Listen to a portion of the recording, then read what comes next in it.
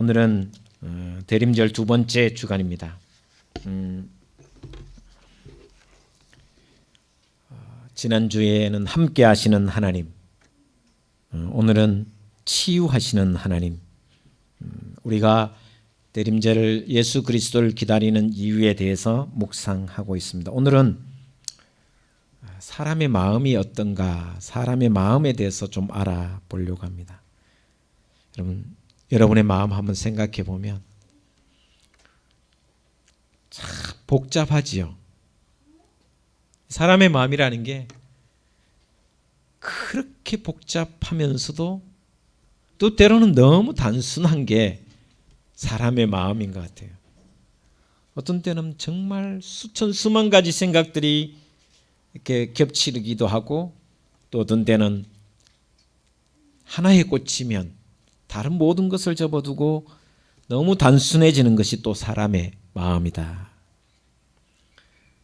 사람의 마음은 또 살펴보면 강할 때는 정말 너무너무 강한 게 사람의 마음이에요.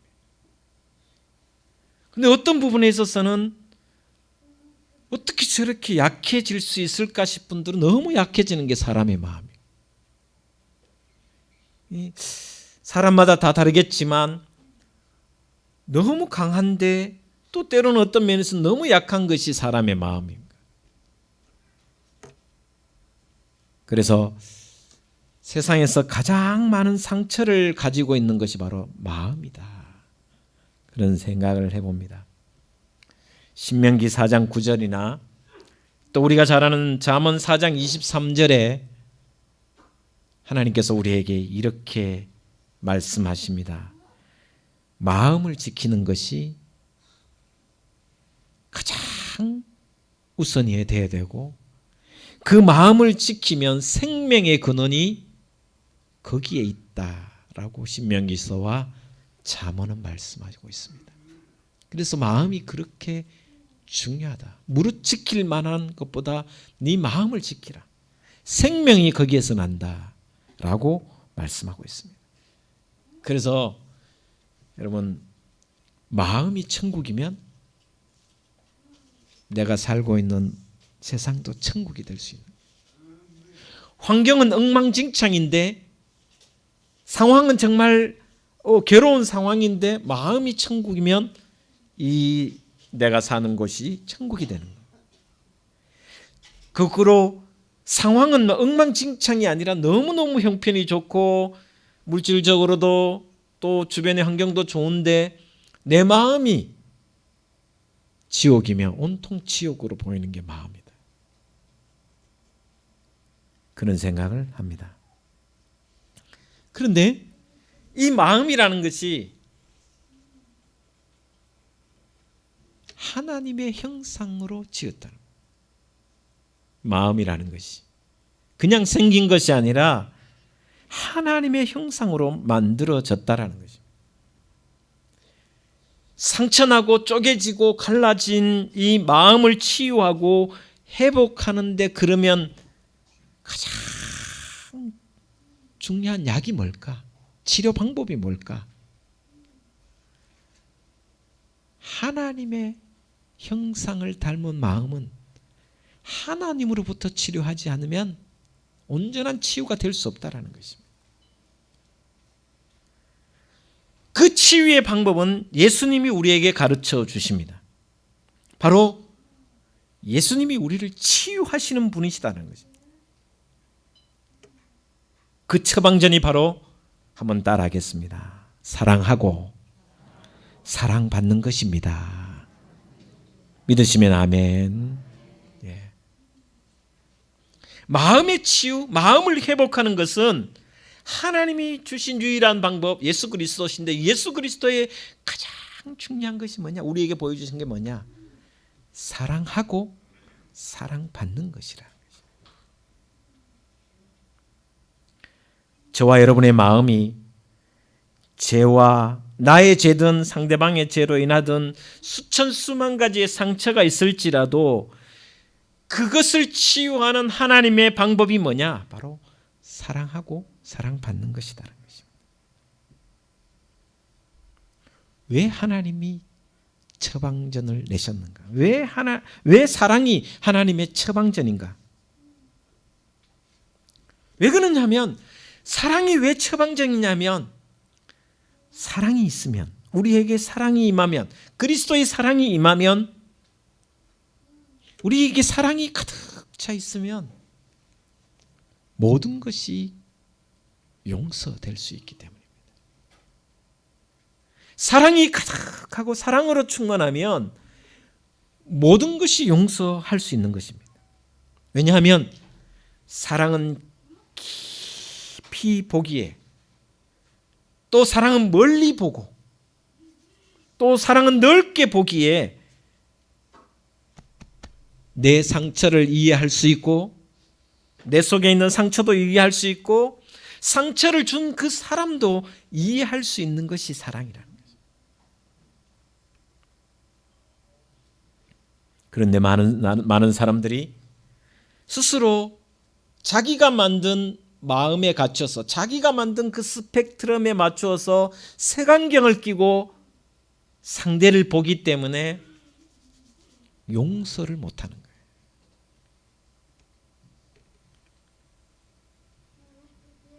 정말 사랑이 가득해지면, 충만해지면 마음의 문이 열리고, 귀가 열리고, 또 듣지 못하는 것도 들려지고, 마음이 열려지면서 얽혀진 관계도 풀어지게 되어 있다는, 꼬인 관계도 풀어진다라는 것입니다.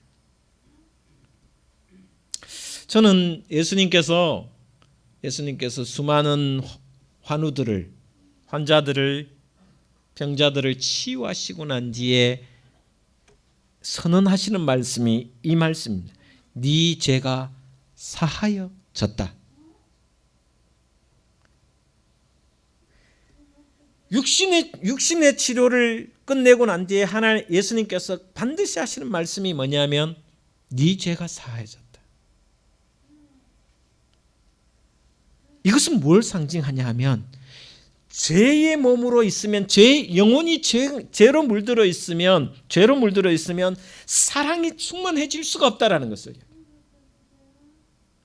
육신이 아무리 나아도, 건강한 몸이 되어도 우리의 영혼이 사랑으로 충만하지 못하면 평안이 있을 수가 없다라는 말씀과 같은 말씀. 다시 말하면 몸과 영혼은 함께 치유돼야 된다라는 것입니다. 그런데 중요한 것은 우리는 사랑할 줄을 잘 모른다. 사랑할 줄 모른다. 예수님께서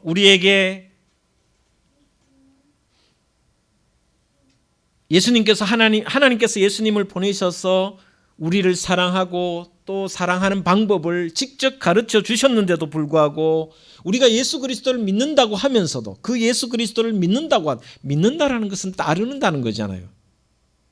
그 사람을 따르는 것이고, 그 그리스도를 따른다라는 것은 다시 말하면 예수님의 사랑의 방법으로 나도 살아가겠다는 결단이잖아요. 믿는다라는 것은. 그럼에도 불구하고 예수님처럼 사랑할 줄 잘 모른다. 오죽했으면 예수님께서 마지막 제자들에게 유언하면서 유언의 말씀을 서로 사랑하라, 사랑하여 하나가 되라 라고 하셨을까요?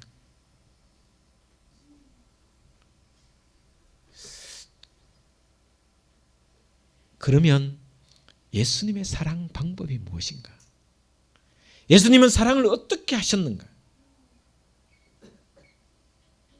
그것을 알고 그것을 실천하면 우리의 삶도 예수님을 따르는 삶이 되고, 그 예수님을 따르는 삶이 바로 믿음의 증거가 된다는 것을 우리는 이 대림절 기간에 배우고 익혀야 된다. 그리고 그 주님을 기다리는 이 대림절에 그런 삶을 살아가는 삶을 끊임없이 애써야 된다. 오늘 저와 여러분이 읽은 본문, 이사야 말씀, 이사야 선지자의 말씀, 물론 이 말씀이 메시아에 대한 예언이기도 하지만 메시아 곧 예수 그리스도가 어떻게 앞으로 수천 년 후에 예수 그리스도 메시아가 오셔서 어떻게 살 것인가에 대한 예언의 말씀입니다. 그 말씀의 핵심은 사랑하고 또 사랑받는 방법입니다. 그것을 가르쳐주는 말씀이 바로 이사야 53장입니다. 우리 다시 한번 5절 말씀, 6절 말씀을 같이 한번 읽었으면 좋겠습니다. 봉독해 보겠습니다. 같이 봉독하겠습니다. 시작. 그가 찔림은 우리의 허물 때문이요 그가 상함은 우리의 죄악 때문이라. 그가 징계를 받음으로 우리는 평안을 누리고 그가 채찍에 맞음으로 우리는 나음을 받았도다. 우리는 다 양 같아서 그릇 행하여 각기 제 길로 갔거늘 여호와께서는 우리 모두의 죄악을 그에게 담당시키셨도다. 할렐루야. 이 말씀이 바로 사랑하고 사랑받는 법을 가르쳐주는 말씀입니다. 그렇다면 그 사랑의 길은 뭔가? 십자가의 길이라는 것입니다. 사랑하고 사랑받는 그 길은, 믿음의 길은, 믿음으로 살아간다라는 삶의 핵심은 뭔가? 예수 그리스도를 따르고 예수 그리스도를 닮아간다라는 핵심이 뭔가? 바로 십자가의 길이라는 것입니다. 사도 바울은 우리가 죄인 되었을 때 예수 그리스도의 십자가로 말미암아 하나님의 사랑을 확증하였다고 기록하고 말하고 있습니다. 사랑의 길, 사랑하고 사랑받는 길, 그 십자가의 길의 핵심은 뭐냐? 상대방의 허물과 죄악을 내가 대신 짊어지는 것, 내가 대신 책임지는 것. 오늘 6절 끝절에 이렇게 이야기합니다. 하나님께서는 우리의 모든 죄, 우리의 모든 부족함, 허물을 그에게, 예수 그리스도에게 담당시키셨다. 그 사람의 죄와 그 사람의 연약함과 그 사람의 부족함을 내가 짊어지는 것이 사랑의 길이라고. 그것이 바로 십자가의 길이라고 이야기해 주고 있습니다. 그 사람이 옳고 의롭고 그 사람이 착하고 나에게 잘해주고 나에게 필요해서 사랑하는 것이 사랑이 아니다라고 이야기하고 있습니다. 진짜 사랑은 뭐냐? 진짜 사랑은 상대방이 때로는 나를 힘들게 하고 잘못하고 죄악이 있어도 그것을 내가 짊어지고 가고자 할 때 사랑이 이루어지고 사랑이 온전해진다는 것입니다.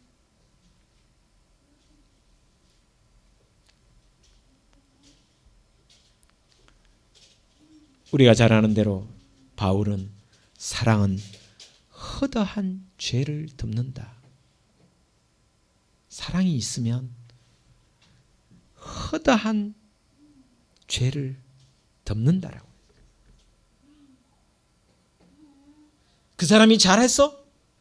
그 사람이 뭔가 멋지게 나에게 유익을 주고 많은 것으로 나에게 주니까, 유익을 주니까 내가 그 사람을 사랑하는 것이 아니라 상호작용해서 하는 것이 아니라 그 사람이 부족한 것을, 그 사람이 잘못된 것을, 그 사람이 연약한 것을 내가 책임지고 내가 감당하고 그것을 내가 대신 짊어지고 가는 것이 사랑의 길이라고, 사랑하고 사랑받는 것이다라고 이야기를 합니다. 그래서 오늘 그가 찔림은 우리의 허물 때문이요 그가 상함은 우리의 죄악 때문이라. 그가 징계를 받음으로 우리는 평안을 누리고 그가 채찍에 맞음으로 우리는 나음을 받았도다.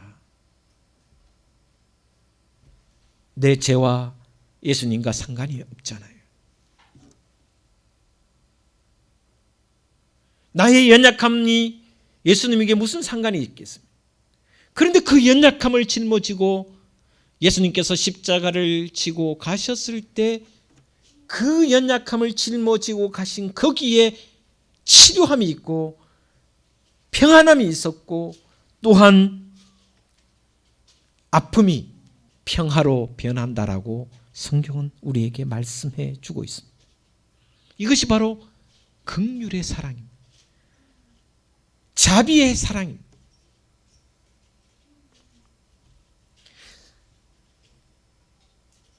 또 사랑하고 사랑받는 것은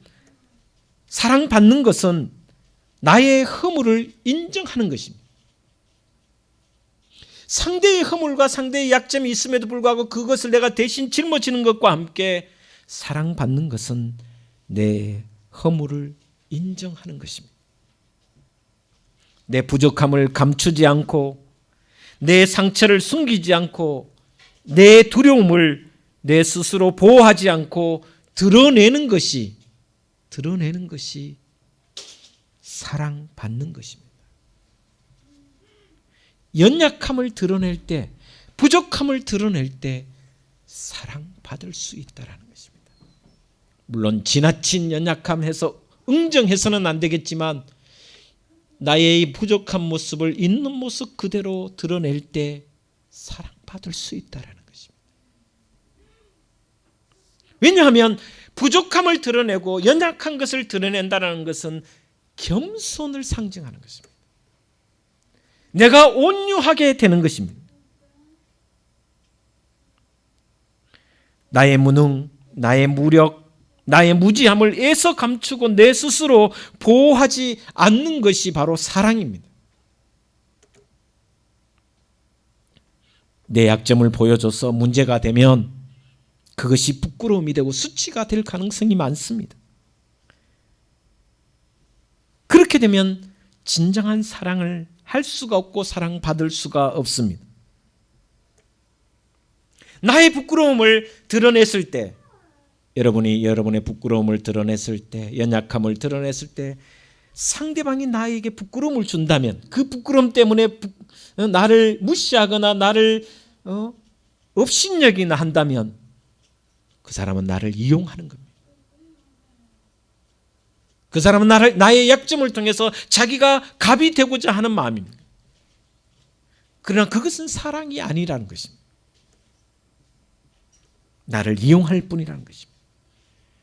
여러분, 아담과 이브가 벌거벗었으나 부끄러움이 없다 그랬습니다.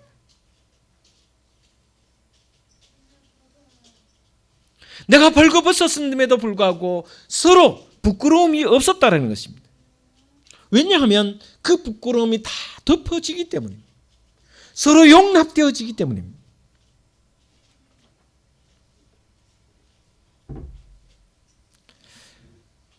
가끔 이런 생각합니다.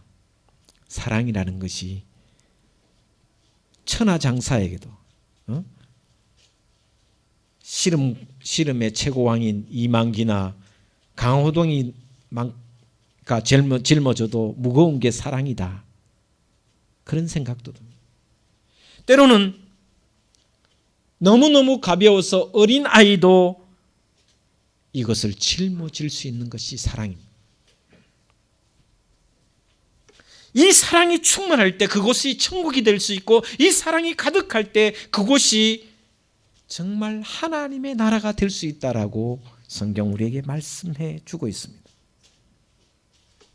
여러분, 이 사랑하고 사랑받는 것이 바로 내 마음을 치유하는 것입니다. 여러분, 한번 옆 사람, 뒷 사람 한번 보시기 바랍니다. 사랑합니다 하면, 여러분, 진짜 사랑한다면 그 사람의 모든 연약함까지 내가 짊어질 수 있는 용기가 있어야 됩니다. 그것이 주님의 사랑입니다.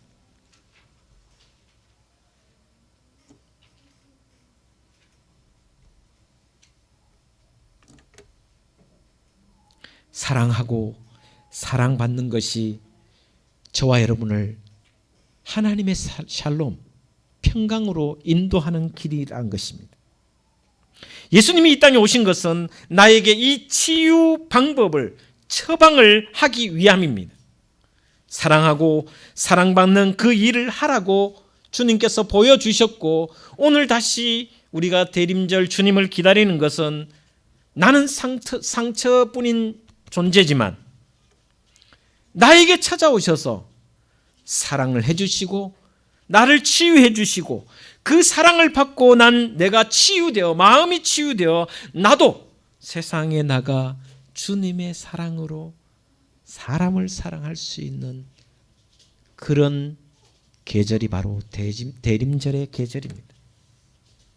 여러분, 이 사랑하고 또 사랑받는 기회를 만들어 주시는 그 하나님의 놀라운 은혜를 기억하시며 이제는 이 대림절 기간에 주님 오시는 그날 여러분이 이제는 주님의 사랑을 받은 것을 세상에 흘려보내서 여러분이 이제는 치유자가 되고 여러분이 이제는 사랑하는 사람이 되어서 여러분이 있는 가정과 직장에서 하나님의 나라를 온전히 만들어가는 그런 귀한 치유자, 하나님의 자녀 다 되시기를 주의 이름으로 축복을 드립니다. 기도하겠습니다.